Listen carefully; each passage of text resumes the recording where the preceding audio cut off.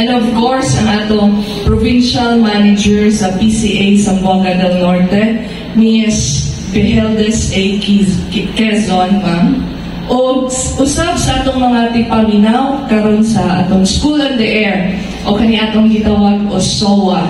So sa atong mga coconut farmers sa Zamboanga del Norte may buntag sa tanan. O sa atong coconut development officers usab nga maong atong mga speakers sa ato paghigayon nga klase sa kahanginan. So una sa tanan, ako dai si Jeannie Rodriguez Tabasca. Ako ang gikan ko sa Agricultural Training Institute or kaning ATI. Ang among opisina mao ang training arm sa Department of Agriculture. Kami ang natahasan sa paghatag og mga seminars or mga trainings kabahin sa mga bag-ong teknolohiya sa agrikultura para sa atong mga mag-uuma. Nakadiri karon sa Magic 90.9 Magic FM para ipasibya ang atong programa or ipahibalo ang atong programa mahitungod sa School on the Air o ang pagskwela sa kahanginan.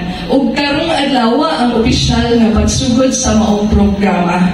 Unsa dining School on the Air o unsa ni nga programahan? So gitawag pod usab kini og makabagong pagsasaka sa impapawid nga diin mao ang ginasulong karon sa Department of Agriculture. So kining School on the Air kabahin ni siya sa ato of course gipangunahan usab sa atong Philippine Coconut Authority for this year dirita sa Zamboanga del Norte, last year sa Zamboanga del Sur, ug next year moadto na usab kita sa mga coconut farmers sa Zamboanga, Sibugay. So kini siya gisulong gyud siya sa Department of Agriculture ug aron pud mahibal-an nato ang mga bag-ong teknolohiya na pwede nato i-apply sa atong mga kalubian. Ilabi na karon nga nanagay climate change, nag-usab-usab na gyud ang atong klima. For so long wala na ulan-ulan, diba? So naanagay climate change. Ug ato pong mahibalaan ang mga nindot nga mga talong nga pwede i-intercrop ilalong sa atong kalubian. Daghan kita makatunan sa atong School in the Air. So pinaagi niini maski ang mga mag-uuma na ara sa ilang panimalay or naa sa ilang mga kalubian, pwede silang maminaw alas 11:30 ngadto sa alas 12:30 sa udto aron makatunan din nila, matungog nila ang mga bag-ong teknolohiya gikan sa atong Philippine Coconut Authority, mga development officers na nag-assign sa kada munisipyo. So kini nga programa kay magsugod karong adlaw, April 16 hangtod sa July. Nasabutan nato nga sa July 25 magtapok-tapok tang tanan nga mga na-enroll sa atong School on the Air Coconut Technology aron magsaulog kita sa atong culmination or atong mass graduation ceremony. So tulo ni siya ka bulan ug paghuman kay nabutay ipanghatag nga mga certificate of completion ug mga pahalipay pod sa atong mga coconut farmers. So unsa may atong buhaton aron makaapil no sa tanang mga naminaw, I believe na anay mga enrollees nga na-enroll o kini nga programa nalang kay 500 ka coconut farmers nga atong ipa-enroll o katong mga wa pa na-enroll nga interesado, i-contact lang ang inyong Coconut Development Officers aron masabit na to ang atong enrollment form. So sa karon nagsugod na collect sa atong enrollment o kini gipanguluhan usab sa atong mga Coconut Development Officers. Sila ang nag-distribute o nag-collect po sa atong mga enrollment forms. So kini mga munisipyo sad to say no kay 500 naman ang atong participants ni nga School on the Air. Dili gid nato langkop tanan ang tibok Zamboanga del Norte. So naalang tayong mga pinili nga mga munisipyo nga maabot ra pod sa atong radyo sa 90.9 FM diri sa Dipolog City. So karon nag-una ta sa District 1 and 2, some parts of District 2. o puhon-puhon hinaot nga maabot sa uban nga mga munisipyo. So limited lang atong form, kaya ang atong target sa ako nang ginaingon 500 lamang ka farmers.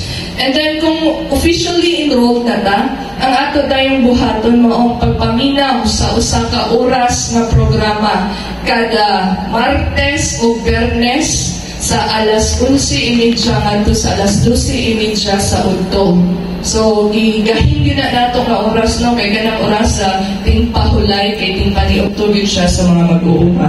So wala Martes o Biyernes 11:30 to 12:30 in the afternoon. So 11 a.m. to 12 noon. Alright, so sa i-tune in lang nato ang ating radyo. Naapod tayo pagkabuhaton nga Facebook Live. Please do like the official Facebook page of the PCA Zamboanga del Norte and of course the ATI in Zamboanga Peninsula. So katong mga mag-uuma nga naagi importante kayong lakhaw o dili gid maka-appeal sa kanang naslay marabag nag-eskwela tanong na maka-absent ta. So dili lang ta mag-uol kay pwede pud ta maka-replay sa ato ang Facebook page or kung ganahan mo sa YouTube ato kung i-make available sa YouTube sa ATI sa Zamboanga Peninsula. So pwede na to siyang ma-replay, ma-review o ato lang yung paminawon kay nindot yun kaayong na maksayod ta sa mga bagong teknolohiya sa atong pagpamuma. Kay kining atong mga topics ginalangkuban po ni siya dili lang sa taman sa pagpananom, giapil pa yun nato diri ang some of the post-processing of coconut. So ipahibalog yun ni sa atong mga speakers kauban sa atong partner agency na Philippine Coconut Authority, ilaging ipasundayang ang mga teknolohiya nga angay natong mahibalan sa atong pagpamuma ug lubi. Okay, so parehas po ni siya sa regular na klase, no? Though Tuesday and Friday lang siya. Mahinungdong tanong panahon sa pandemic, wala tay face-to-face classes. So kanipod siya, maupod ni siya ang ibuhat sa Department of Agriculture nganong na School on the Air. Kaya mas ignalang ta sa atong panimalay, pwede gihapon tang makakaton sa mga pagtulunan na hitungod sa pagpanguma sa lubi. So, mura ni siya regular na klase. So, kay klase man ni siya, naagid po tayo outstanding farmers. So kung ato pa nang gitawag, mga honor students, nga maoy atong hatagan o mga awards during sa atong culmination ceremony. So, ang mga coconut development officers nato may mutabang nato sa pag-identify sa mga aptitude o mga nag-appeal yun ng mga estudyante nato sa School on the Air. So natay ibang hatag ug naabot tayo kung saan na nato pagkahibalo nga outstanding ka. So natay ihatag nga exam. So paunsa ang exam dadto ra gihapon sa radyo. So naatay igahin-ana and then ato ginang higayunan og check og aron makitan ko dato ang mga naabot yun na katunan ang atong mga farmers. So humani ana during mass culmination, mass graduation ceremony naatay ipanghatag no sa atong mga mag-uuma. Lakip na dira ang atong mga radyo, mga gamit sa ato ang pagpamuma sa lubi o daghan pang mga pahalipay unya nga ihatag nato sa mga enrollees. O para sa dugang nga mga impormasyon no kay limited naman ang atong oras karon, atong ilan aron ma-update ta sa atong mga pahibalo mahitungod sa School on the Air. Please like and follow the Facebook page of PCA Zamboanga del Norte and Facebook page of ATI in Zamboanga Peninsula. Ug amo niyo dayong replyan ang inyong mga pangutana mahitungod sa atong pag-eskwela sa kahanginan. Ug maorat tanan, daghang salamat sa pagpaminaw ug maayong buntag kanatong tanan. Daghang kayong salamat, Ma'am Jenny Nabatska, ang SOA Coordinator sa ATI Region 9. So, sa itong mga mag-uma sa lubi nga nagpahulay karon kay init man, bantayin yung kupra aron dili mapagod, no? Atong pakusgan ang volume sa itong mga radyo karon.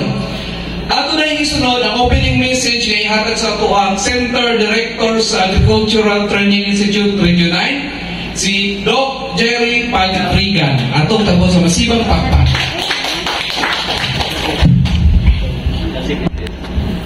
Maraming salamat, Ju. Mr. Antonio Soria, yung Senior Agriculturist ng PCA dito sa Zamboanga del Norte. At siya yung magiging anchorman ng pasanayan nito sa kahanginan, ano? Sir Ju? Opo. And of course, sa ating mga naka-enroll na nakikinig ngayon, ito yung unang araw ng ating sasama sa kahanginan for the next 3 months, no? Ito sa 90.9 Magic FM dito sa Zamboanga del Norte. And of course, sa aking katabi, na si Ma'am Kay, Ma'am Micheldes E. Quezon, yung Provincial Manager ng PCA sa Zamboanga del Norte. Magandang umaga, Ma'am Kay. And of course, lahat ng CDOs or the Coconut Development Officers na andito ngayon at sila nga nasabi na kanina na sila nga po yung magiging tagapagsalita sa loob ng 3 buwan ng programang ito sa kahanginan, and of course Mr. June at sa lahat pa siguro ng mga invited speakers na other than the CDOs from dito sa Zamboanga del Norte.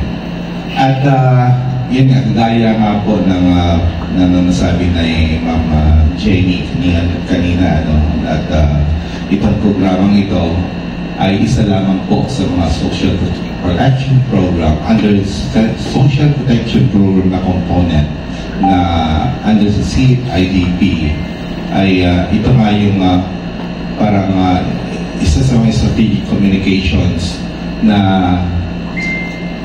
servisyo ng Agricultural Training Institute. So hindi lang itong SOWA po, hindi lang po itong SOWA ang social protection na component activities na ginagawa ng Agricultural Training Institute, because meron din po tayo mga pa-trainings, mga training programs, face-to-face training programs under sa CFIDP, like yung coconut integrations ng different crops like coffee, cacao. Of course, meron din tayong sa livestock and poultry. At yan ay yung mapapakikinggan kung sino man po yung magiging speakers po natin. Kasama po yun sa mga topic na inyong matutunan o inyong matututunan dito sa programa. And of course, hindi ko na yatang kalimutan si RM, the Regional Manager, Ferdinand Hailar. Siya yung Regional Manager ng PCA. Kapitbahay po namin ito doon sa Balita Pagadian, yung opisina. At yun nga po, patuloy po yung koordinasyon natin sa PCA bilang program o project management office ng PCA kasi. And under the CIDP ay marami pong ahensya nakasama dito, hindi lang po ATI, like kasama po natin dito si TESDA, si CDA, si PELMEC, si NDA, si High Value Crops Development Program ng DA, sino pa? Madami po. So, ang CFIDP kasi, or CFIT ay naipasa ito nga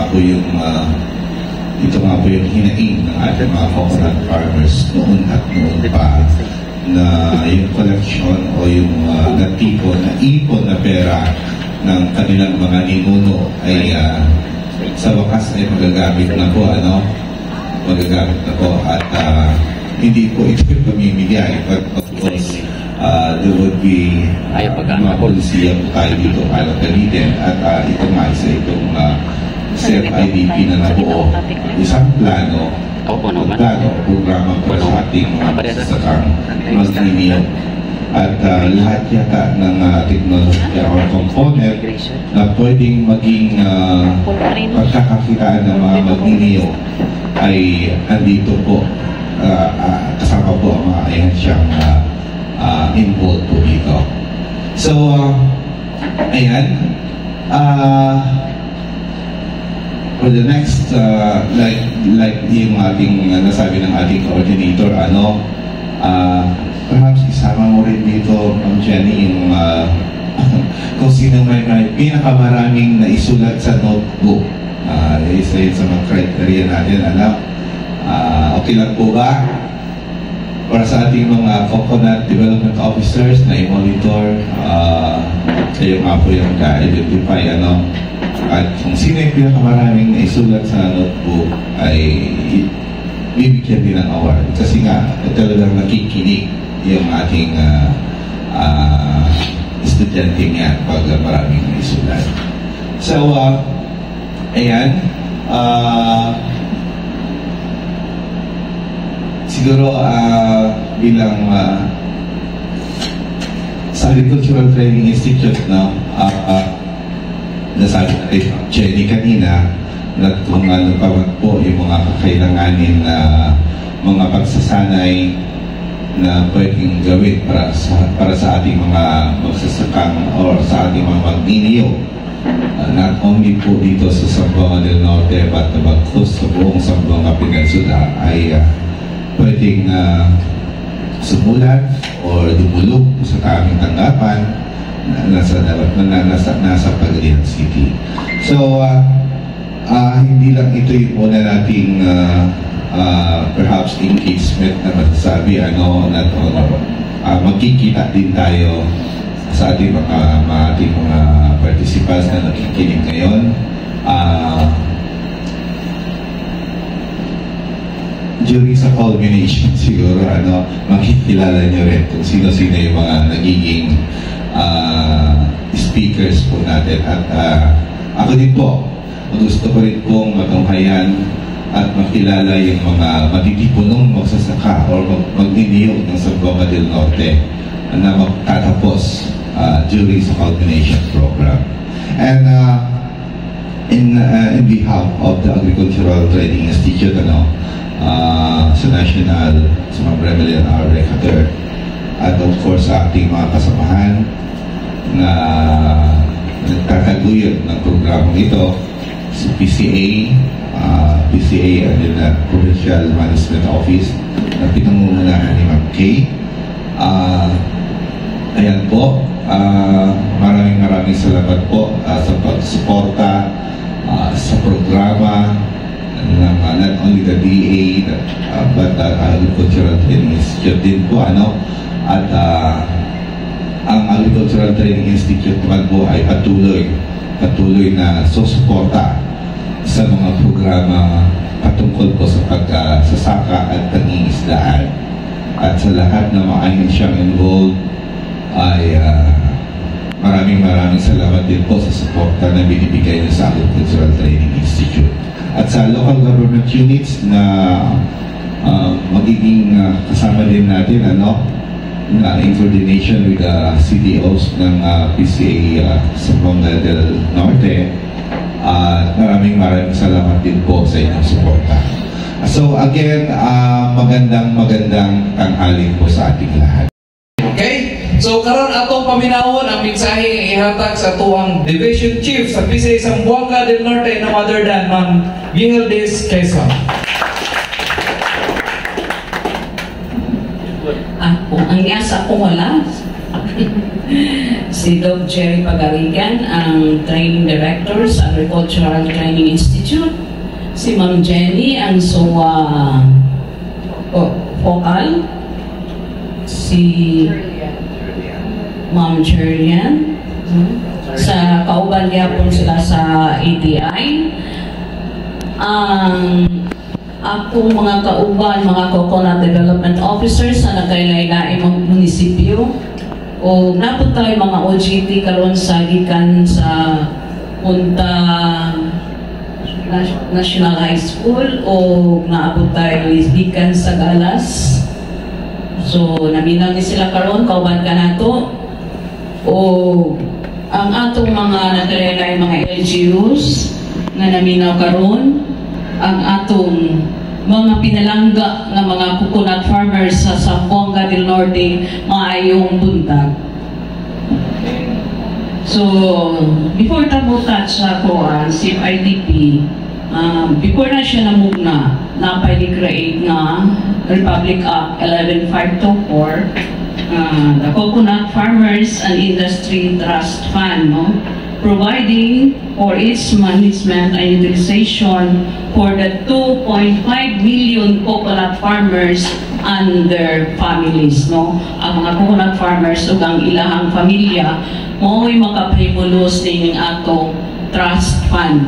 So kaning atong fund gikan ni siya sa una sa mga coconut levy nga gikolekta ni atong way back 1972 during President Ferdinand Marcos Sr., no? Siya pa ang presidente ni atong panahon na. So karon natay 75 billion nga cash and 50 billion nga assets sa coconut levy. So kaning 75 billion mo ni siya gastuon para sa coconut industry o sa atong pamilya sa mga coconut farmers. No, i-industrialize, i-modernize ang atong coconut industry.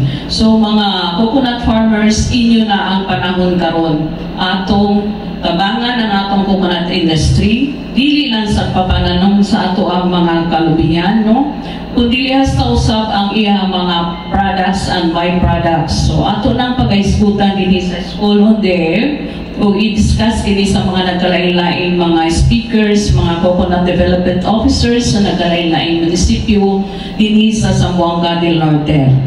So ang uban ato na siyang mahibaw-an, dili lang gikan sa pagpananong, no, hasta usab ang atong ubang balaod sa PCA nga nambigit gihapon sa ato ang mga kalubihan.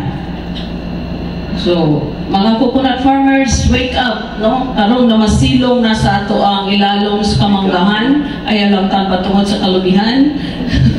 Kaya yung mahulugan sa lubi.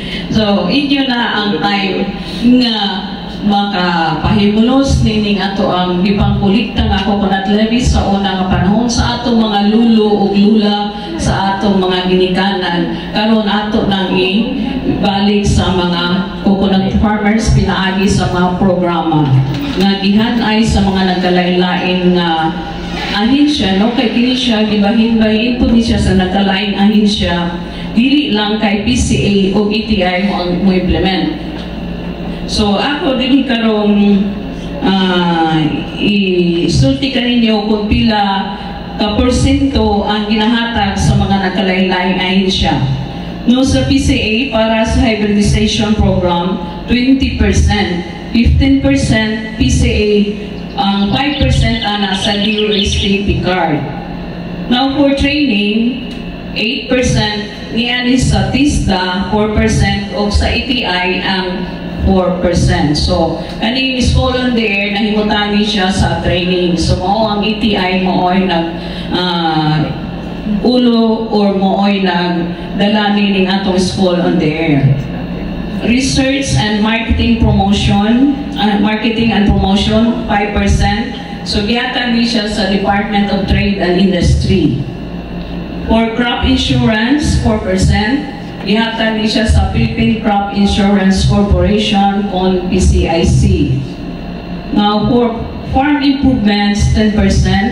Naani siya sa DA, no, Department of Agriculture, the National Dairy Authority, in the High Value Coconut Development Program, and Bureau of Animal Industry. So, 10% ang sa ilaha. Shared facilities for processing, 10% naani siya sa PhilMec. For empowerment of coconut farmers organizations and co-ops, 5%. Naa siya gihatag sa Cooperative Development Authority. For credit programs, 10%. Land Bank of the Philippines is 5%, and and Development Bank of the Philippines is 5%. For infrastructure development, DPWH, 10%. Scholarship under the CHED, Commission on Higher Education, 8%. And health and medical, 10% PCA ang mo-implement. So a total of 100% for the 75 billion. So 75 billion for 50 years ni siya gastuon para sa ato ang coconut industry o sa ato mga coconut farmers sa nagkalain-laing lugar. Dili lang sa Zamboanga del Norte kundi sa whole Philippines na siya.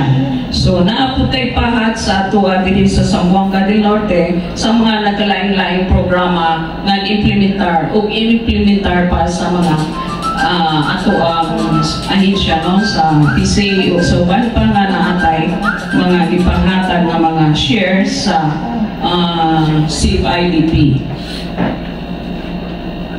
So, in behalf sa among regional manager, si Ferdinand Aguilar, na nandun sa ato ang regional office. So, mayong udto o salamat sa nangatender ninyo o salamat sa naminaw ka nato karong buntaga. Daghan kayong salamat, Provincial Manager Quezon, sa imong mga mensahe sa atong mga coconut farmers. Balik na sa ato ang ikaduhang hugna karong adlaw sa atong School on the Air, launching sa School on the Air. No, so naay mga pangutana atong nadawat gikan sa kahanginan. Gi-address ni ka Ma'am Kay ang pangutana unsa kuno ang mga topic nga i-discuss atong mga resource speaker sa PCA. Kung ano yung mga topics Module 1, Preliminaries, Introduction sa RA 11524. So ako nga part. Lesson 2, National Program Components. Letter A, Social Protection. Ang mo-discuss si Florecito Patiño sa April 23 ni siya. Si Florecito Patiño. So letter B, Coconut Farmers Organization and Development. Romel Buagas, April 23 Yapon. April 26, Coconut Morphology o Varietal Identification. Si Levi Gumaman, ang CDO sa part sa Dapitan o Sibutan. Si Romel Buagas, ang Coconut Development Officer sa Kalawit o Glabason. Si Mr. Patiño, ang CDO po siya sa Salo, Gudod o Leon Postigo. So sa April 30, Module 2, Good Agricultural Practices, Lesson 3, Sourcing and Selection of Plant Materials.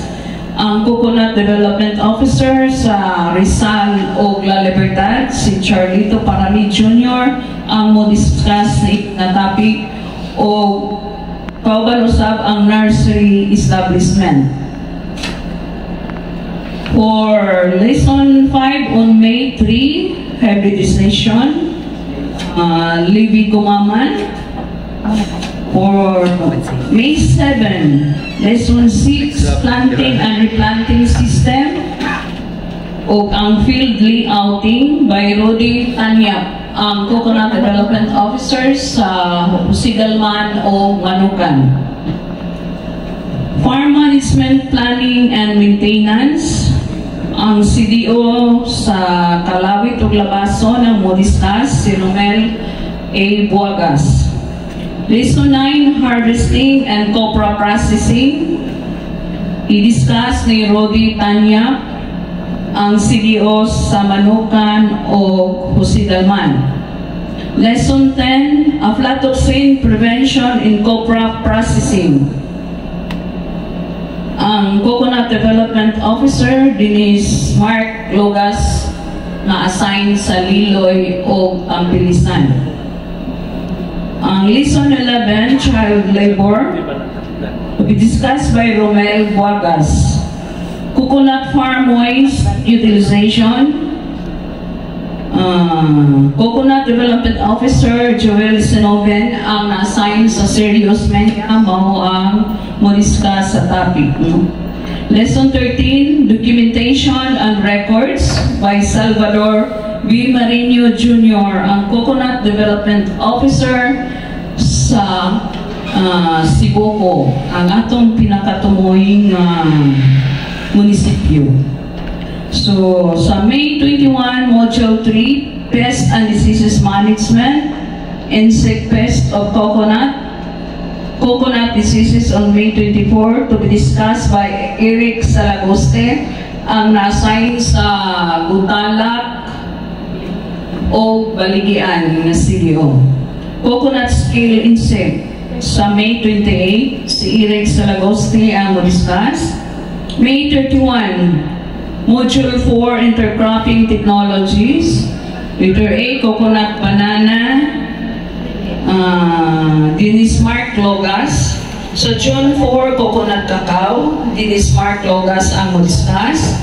June 11, Coconut Corn, OG Hispaniola ang na-assign na Coconut Development Officer sa Siocon o Sirawai. Sa June 14, Module 5, Farm Animal Integration. Letter A, Coconut Poultry by Manilyn Milicera, ang Coconut Development Officer na na-assign sa Katipunan o Brujas. June 18, Coconut Swine, discussed by Joel Sinoven. Coconut Small and Large Ruminants by Manilyn Milicera. June 21, Module 6, Processing Technologies sa food, no? Coconut Vinegar o Coconut Water, discussed by Liwa Claire Tumali, ang CDO na-assign sa Siayan o Sidangan. Letter C, Virgin Coconut Oil, to be discussed by Noreen Ramona Gran Capal, ang CDO na-assign sa Dipolog City. June 25, Coconut Sap Sugar. Noon ni Noreen Ramona Gran Capal, ang CDO sa Dipolog City. Sa June 28, Module 7, Processing Technologies sa non-food na no? Katuuna food na to siya. Or non-food, letter A, Coconut Charcoal and Charcoal Briquettes, to be discussed by Ana Lisa Monsida Yasi, ang Coconut Development Officer na assigned sa Pulangco. Now, July 2, Coir Processing and its derived products. Dust-based bioorganic fertilizers by Florecito Patino. July 5, Module 8, Regulatory Activities. Rinata sa Republic Act 1848, IRR, continuation of RA 1848 sa July 9, to be discussed by Elpidio Espiritu Jr., ang Coconut Development Officer na assigned sa Dapitan o kasangtangan nga amo ang imong provincial focal sa RA 1848. No, July 12, Module 9, Farm Enterprise, Farm Business Cycle and Value Chain Analysis, Market Opportunities, to be discussed by January Lee Balagot, ang Coconut Development Officer na assigned sa Pinyan o Mucha. July 16, Lesson 20, Cost and Return Analysis. I-discuss sa atong Coconut Development Officer na si Salvador Marino Jr., ang CDO sa Sibuko. July 19, Lesson 21, Business Opportunities for Coconut by January Balagot, ang CDO sa Pinyan o Mucha. July 23, Validation of Nominees for SOA Outstanding Graduates. Yours truly, ang mo announce. July 25, Graduation. So, matapos kita July 25, 2024. Thank you. Okay, so I hope na take note to sa itong mga naminaw nga maguma sa lubi karon. Ay kaduhang pangutana karon gikan sa kahanginan natong lalawat nga gi-address ni Doc Jerry Pagarigan. Aside sa School on the Air, unsa ubang proyekto or project gigpatuman sa ATI under sa CFIDP. So Doc Jerry, unsa ang mga uban pa nga mga programs nga gipatuman sa ATI under CFIDP? Okay, maraming salamat at sa red tanong. Well, gaya na nasabi ko kanina, hindi lang itong SOWA o itong masaganang kabuhayan or SOWA sa School on the Air, ang aming mga training programs under sa CFIDP. And of course, ang isa pa, hindi lang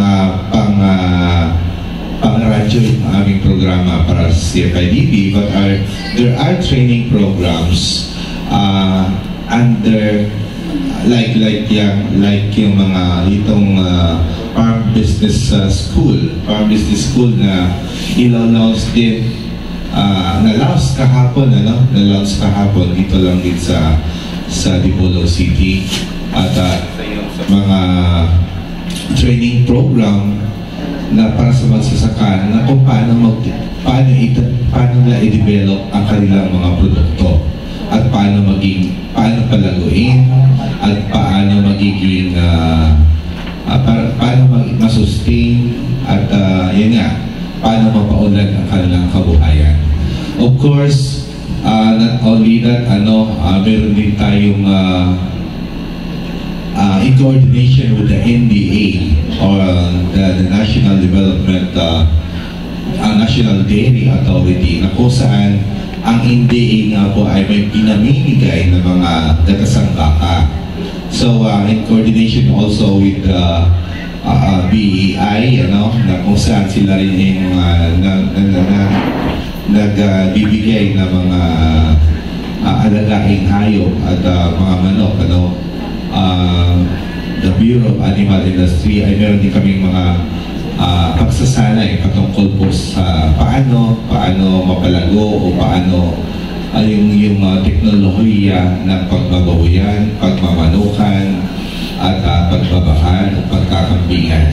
And of course, meron din tayong mga crop integration training program like yung sa coconut kasi pwede tayong mag-practice naman natin doon sa ating mga magsasaka, sa ating niyugan, na talagang may mga intercrops tayong ginagawa o na kung saan pwede doon sa pagitan ng mga niyo yung ating kape, gaya ng kape, gaya ng kakao at iba pang pwedeng i-insert o i-intercrop sa pagitan ng ating mga niyog, So meron din tayong teknolohiya diyan, and of course hindi lang basta teknolohiya, but we will be using yung good agricultural practices na modules para dito. At other than that training program, is meron din tayong yung tinatawag na, kung narinig niyo na to, yung learning sites for agriculture. Alam niyo na pa ba ito? Baka meron po dito sa mga participants na kung saan meron siyang niyugan, na kung saan meron siyang tanim at least 100 na puno. So pwede nating gawing learning sites for agriculture yun. Ang learning sites for agriculture kasi ay isa sa mga service yun na binibigay ng Agricultural Training Institute, na kung saan yung pangalan pala na learning site, na kung saan ay pwedeng doon yung venue ng ating pag-aaral at pwedeng maging parang demonstration site ng sa mga teknolohiya na patungkol sa pagniniyugan. Of course, yung learning side naman, hindi lang yung sabi ko nga, at least may 100 kayo. Not only that, yung talagang may matured technology na pinapractice doon sa loob ng kanyang niyukan. Like yung crop livestock integration na component, At isa yun sa mga sinicertify ng Agricultural Training Institute na pwedeng gawing paaralan. Sabihin nila natin paaralan or learning field or learning area na kung saan pwedeng bumisita doon yung ating mga kapwa magsasaka, yung mga kapwa magsasaka, yung mga kabataan din natin na interesado na pumunta or magnegosyo under sa coconut na taniman. So, sabi ko nga, yung mga teknolohiya under doon sa niyog, like yung pagbababuyan, kambingan, manukan, yung mga intercrop na mga tanim natin doon, of course, meron tayong tinatawag din na yung teknolohiya talaga na pinapractice. Hindi lang yung murag tao sina kanang ilumbunan ko. Nag-ilumbunan ako. Yung pang isa mature technology na kung saan meron talagang science-based na pinapractice yung isang farmer sa kanyang taniman, not only basta lang naitanim ay pwede na. Hindi po yun. Yung talagang meron pagkukunang basihan, why yan yung kanyang practice. Of course, ito'y back up with the science-based na mga prinsipyo. So like yung distansya ng mga tanim, isa yun sa mga titignan, yung tamang distansya at tamang management, like yung biosecurity ng kung halimbawa, siya nagpamanukan o naghahayukan ay na-implement yung tinatawag na biosecurity. Yung biosecurity kasi ito isang practice or management system ng isang farm para maiwasan yung pagkalat ng mga sakit. Also, not only with the animals, with the livestock, meron din tayong practice patungkol po sa mga halaman or biosecurity para sa mga halaman na hindi pwedeng mag-introduce lang na nanggagaling sa ibang lugar ng basta-basta lamang. So, yun po.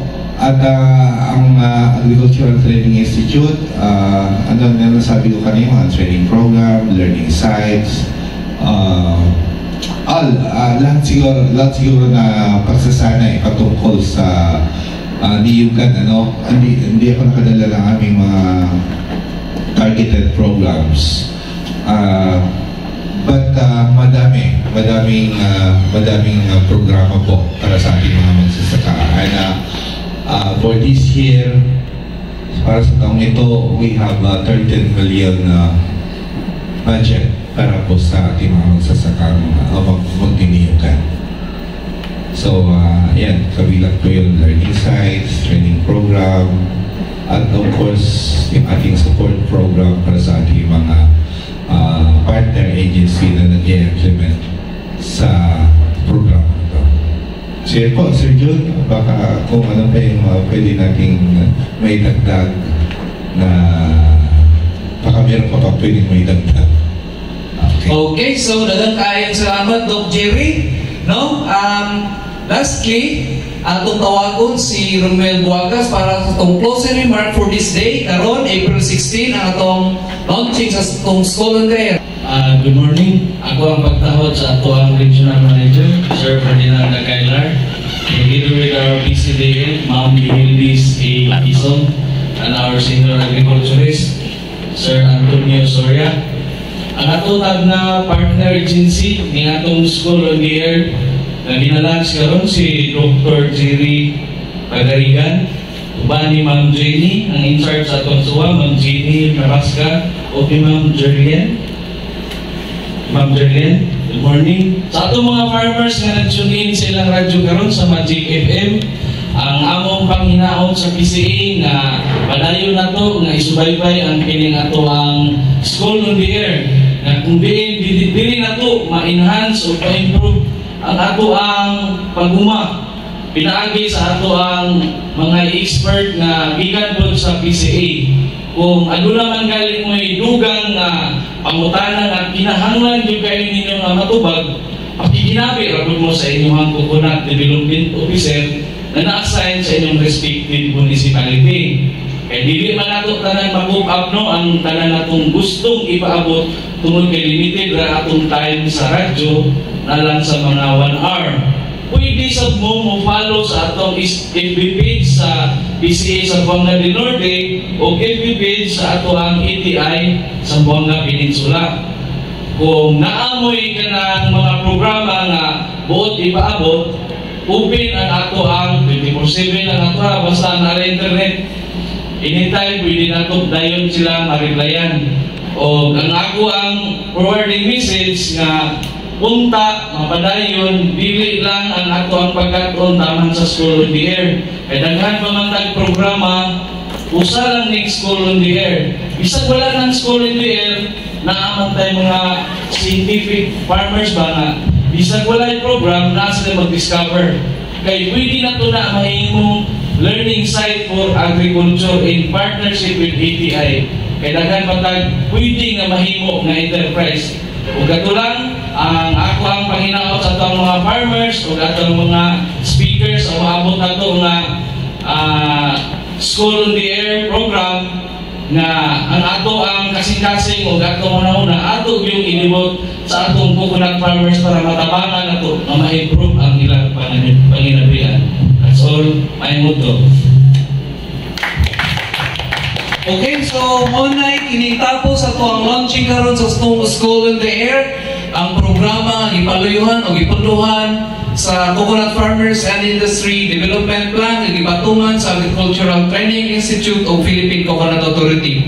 Karong Biyernes, April 19, same station, same time, magkita-kita ta kay atong isgutan in-depth unsa ang Coconut Farmers and Industry Development Plan. So kauban nato ana ato ang Provincial Manager si Ma'am Kay Quezon, Bilis Quezon, o kauban gyapon nato ato ang Regional Training Center Director si Doc Jerry Pagarigan.